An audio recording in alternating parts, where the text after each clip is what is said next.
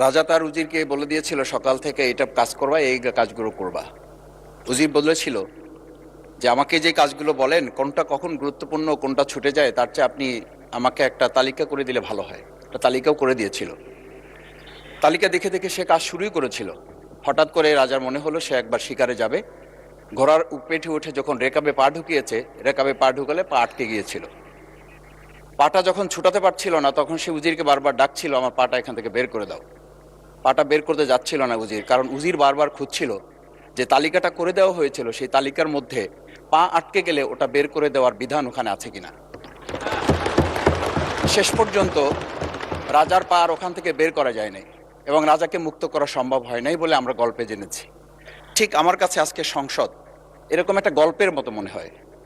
আমরা জুলাই সনদে যখন আমাদের 4 বছরের সন্তানরা জীবন দিয়েছে, আমরা যখন দেখেছি বিগত 17 বছর উন্নয়নের কথা বলে আমাদের নির্বাচনকেই ভুলে দেওয়া হয়েছিল, আবার বিগত 1.5 বছর আমরা লক্ষ্য করলাম যে সে সময় আমরা কেউ কেউ নির্বাচন এবং নির্বাচন বলে বলে আমরা আমাদের মাথা থেকে বিচার এবং সংস্কারটাই ভুলে দিয়েছিলাম।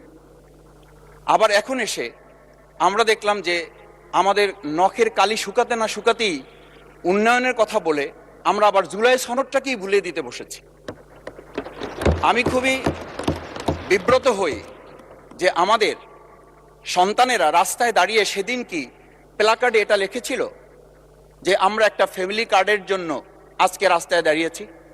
সেদিন তারা দাঁড়িয়েছিল, মাননীয় স্পিকার, সেদিন তারা দাঁড়িয়েছিল, লেখা ছিল রাস্তাগুলোতে আমাদের সন্তানেরা বুকে গুলিবিদ্ধ হয়ে পা হারিয়ে চোখ হারিয়ে দাঁড়িয়ে রাস্তা ব্যারিকেড দিয়ে লেখা ছিল রাস্তা সংস্কারের কাজ না, রাষ্ট্র সংস্কারের কাজ চলছে। আমরা যেন সংস্কারের কথাটা মাথায় নিতে পারছি না। আমরা সংস্কারের পরিবর্তে এখন আমরা সংশোধনের দিকে যাচ্ছি। আমরা তো এই সংশোধনীর জন্য আমাদের ছেলেরা, আমাদের তরুণ যুবকরা, আমাদের জনতারা কাজ করে নাই। আমি একটা কথা পরিষ্কার বলি, অ্যামেন্ডমেন্টের জন্য তো শেখ হাসিনাও সেদিন অফার করেছিল 24 ঘন্টা দরজা খোলা আছে, তোমরা সংশোধনের জন্য আসো। সেদিন এই ছাত্র জনতা সংশোধন মেনে নেয়নি, তারা সংস্কারের জন্য কথা বলতে চেয়েছিল। আজকে আমরা সংস্কারটা মাথায় নিতে পারছি না কেন? মাননীয় স্পিকার, আমি আর একটা কথা আপনাকে একটু স্মরণ করানোর জন্য বলছি। আমরা ছোট সময় আমি বাংলায় সাহিত্যে অনার্স করা, আজকে আমাকে আপনি স্নেহের সাথে মাসুদ বলে বলেছেন। আমার সংসদের নাম শফিকুল ইসলাম। এই মাসুদ নামটা যারা একেবারে খুব আমাকে স্নেহ করেন, আদর করেন, তারাই ডাকেন। আমি বাংলার সাথে আমাদের রাষ্ট্রবিজ্ঞানের ছিল, রাষ্ট্রবিজ্ঞানে আমরা ছোট একটা বাক্য পড়েছিলাম, নেসেসিটি নোস নো লস। আমরা এই নেসেসিটিটাকে আজকে একটা সংবিধানের ধারাবাহিকের মধ্যে আমরা আটকে ফেলেছি। আমরা লাইন খুঁজতেছি, আমরা দাড়ি কমা সেমিকোলন খুঁজতেছি।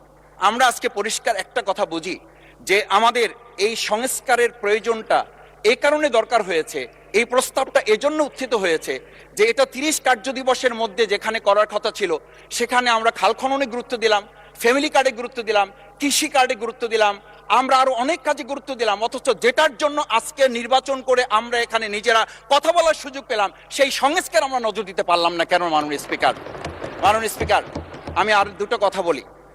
আমরা আমাদের প্রিয় মাতৃভূমি বাংলাদেশ, এই বাংলাদেশের সামগ্রিক প্রয়োজনকে সামনে রেখে আমাদের একটা কথা মাঝে মধ্যেই বলতে হয় যে আমরা যখন এই রাষ্ট্র সংস্কারের কথা, আমাদের সংবিধানের ধারাগুলোর কথা বলি, আমাদের কাউকে আমরা এই কথা বলতে শুনি যে গণভোটে যে 4টা বিষয় উল্লেখ করা হয়েছে, আমাদের এই 70% লোকরা ভোট দিয়েছে, 51% সরকারি প্রতিনিধিত্ব করছেন।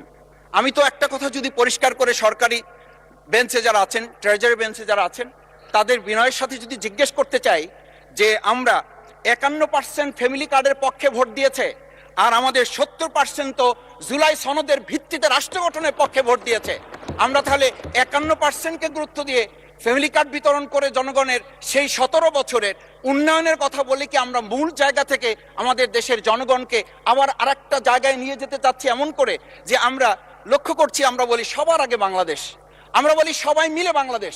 আমি তো তা লক্ষ্য করছি না। আমাদের আশঙ্কার জায়গাটা, আমাদের উদ্বেগের জায়গাটা, উৎকণ্ঠের জায়গাটা মাননীয় স্পিকার ওইখানে যে 11টা সিটি কর্পোরেশনের প্রশাসক বদল হয়েছে। আমরা কি লক্ষ্য করলাম না সবাই মিলে যদি বাংলাদেশ হয় তাহলে সরকারি দলের বাইরে একজন যোগ্য লোক, সৎ কি মানুষ ওখানে খুঁজে পাওয়া গেল না? মাননীয় স্পিকার আরেকটা কথা বলি, 42টা জেলা প্রশাসক বদল হয়েছে। মাননীয় স্পিকার, এই পাশ থেকে প্রায় কথা বলি, যে এখানে বলা হয়েছে যে মানে আমরা সবাই মিলে বাংলাদেশ, সবার বাংলাদেশ যখন বলি, সবাই মিলে দেখি টেবিল চাপড়িয়ে আমরা এই মহান জাতীয় সংসদকে খুবই সরগরম করে ফেলি।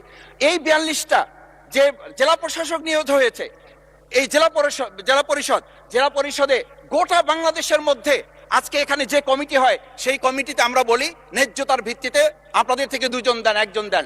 মাননীয় স্পিকার, খুবই বিনয়ের সাথে জিজ্ঞেস করি, আমরা কি সেই নতুন বাংলাদেশের দিকে যেতে পেরেছি, যেই বাংলাদেশে এই 42 জন জেলা পরিষদের 1 জন জেলা পরিষদকে আমরা কাউকে খুঁজে বের করতে ওখানে ন্যায্যতার ভিত্তিতে দিতে পারলাম না? মাননীয় স্পিকার, আমরা আমাদের অন্তর্বর্তীকালীন সময়ে যখন 1-2 জায়গায় এরকম প্রশাসক নিয়োগ হয়েছে, আমরা বললাম এটা সংবিধান লঙ্ঘন এবং এটা গণতন্ত্রের সাথে সাংঘর্ষিক। আজকে গণতন্ত্রের নির্বাচনের ভিত্তিতে আমরা যখন একটা সরকার পেলাম, সেই সরকারে স্থানীয় নির্বাচনের দিকে না গিয়ে যেখানে সরকারের প্রশাসক ছিল তাদেরকে তড়িঘড়ি করে বদল করে, বিশ্ববিদ্যালয়গুলো থেকে শুরু করে নিজ দলীয় লোক গ্রহণ করে, আমরা কি এটা বলতে পারি যে সবাই মিলে বাংলাদেশ এবং সবার আগে বাংলাদেশ আসলে এটা আমাদের দেশে আসছে? আমরা বলতে পারি না বিধায়ী আজকে জুলাই সনদ বাস্তবায়ন এবং তার ভিত্তিতে আমাদেরকে এখানে শপথ গ্রহণ করানো হয়েছে। আমাদের এই ট্রেজারি বেঞ্চ থেকে আমাদেরকে বলা হয় এটাই নাকি অবৈধ হয়েছে। অবৈধ একটা কাজ জাতীয় সংসদে আমাদের কাছে কাগজ প্লেস করেছে কে? যারা প্লেস করেছে তাহলে তাদেরকে তো আগে আইনের আওতায় নিয়ে আসা উচিত। এই অবৈধ কাজে আমাদেরকে কারা সহযোগিতা করেছেন? এই অবৈধ প্ররোচনা আমাদেরকে কে দিয়েছেন? এটা তো আমরা জোর করে কেউকে ঘরের পকেট থেকে আমরা নিয়ে আসি নাই। মাননীয় স্পিকার, আমি তো বাউফল থেকে আমার এই মানে সংস্কারের শপথের জন্য আমি তো কাগজ বাউফল থেকে নিয়ে আসি নাই, এখান থেকে দেওয়া হয়েছে। মাননীয় স্পিকার,